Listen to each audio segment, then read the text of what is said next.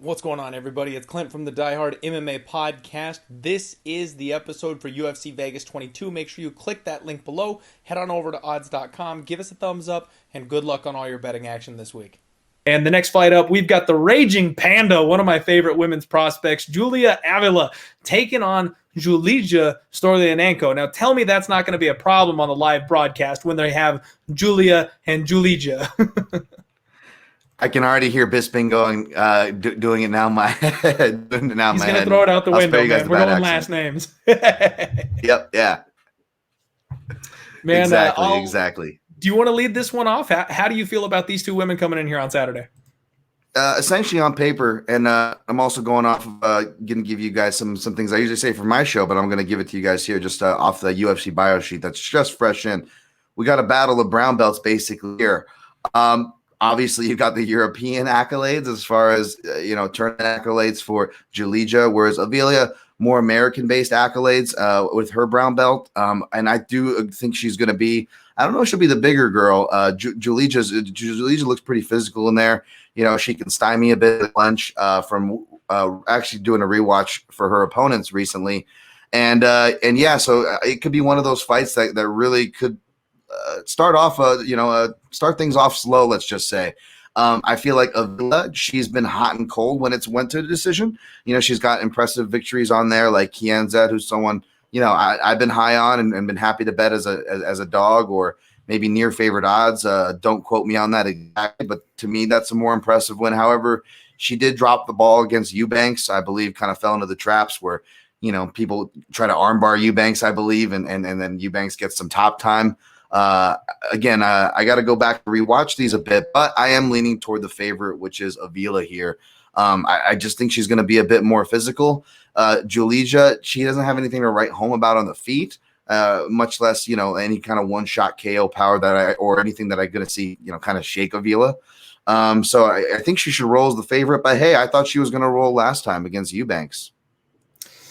Yeah, man, that's I'm having a hard time with this one from a betting perspective because I feel like she's just way too big of a favorite at this point. Minus 370 for Julia Avila, plus 310 the underdog comeback here. And with these size women, it's almost like betting men's MMA where the finishes are there, man. Anything can happen. But Julia, she's a brawler, man. She drops her hands and she's hittable because of that. She flurries and she hits hard and she TKOs a lot of women because of it. But she is absolutely hittable. Stoliarenko, she starts fast. She comes out the gate, and she is reckless striking. This is a perfect spot, in my opinion, to look for a violence bet. Usually with the women, we get a nice line on the under because they expect women always go the distance. I think this is a tailor-made violence spot, man, because on the ground, Stoliarenko can probably snap something up on Julia. On the feet, I don't think Stoliarenko is going to have anything for Avila, and Avila's got big power in her hands. So that total sitting at 2.5, over his minus 205, under his plus 165. I'm looking for violence. I might end up playing this one. Yeah, I'm going to have to look closer to see where they've been training, at least Julija. I know Avila is pretty active.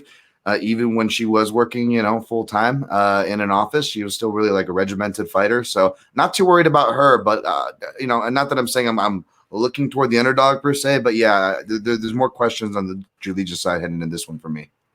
For sure. Well, and I mean, here's something that I like to look at is when the underdog pulls the upset, is she going to grind out a decision? You know what I mean? Is she going to manage to pin Avila up against the fence or drag her to the floor? Sure, her wrestling is not all that great, man. In my opinion, she likes to pull guard. She likes to jump on necks. She likes to dive on top of her opponent and try and force this thing to the mat. And that's either going to put her in a really good position or it's going to put her in a really bad position. And again, I just think that leads to she's going to snatch a neck, she's going to snatch an arm, or she's going to end up under the Raging Panda, and that's a place you don't want to be. Yeah. This definitely screams either fireworks or clinching against the cage fest. And the last fight I said that about was Anders and Stewart, and you were right on that one. So perhaps you're right on this one as well, my friend. Yeah, we'll just have to wait and see on that one. So I'm looking at the under on that one. I'm going to say Avila wins for a fight winner pick, but don't hold me to that.